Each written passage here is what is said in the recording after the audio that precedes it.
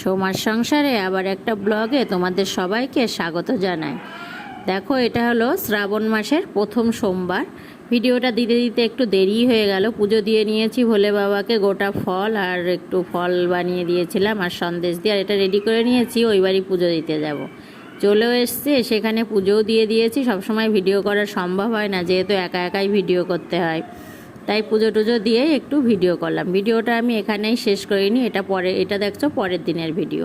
সকাল সকাল স্নান করে দেখো কত ফুল তুলে নিয়েছি, এখন পুজোটা দিয়ে নেব। এটা পুরোটাই আমার নিজের হাতে লাগানো গাছের ফুল।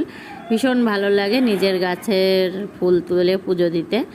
তারপরে একটু সেদ্ধ ভাত করে নিয়েছিলাম, আলু ডিম সেদ্ধ আর ছিল ভেন্ডি সেদ্ধ। সকালে খেয়ে নিলাম, যেহেতু আগের দিন উপোস গেছে, আর পুচু খেয়ে পেট টান করে ঘুমাচ্ছে। আর দুপুরের মেনুতে ছিল চাটনি আর চাল কুমড়ো ঘন্ট ইলিশ মাছের মাথা দিয়ে, আর ছিল ইলিশ মাছের ঝোল বেগুন দিয়ে পাতলা।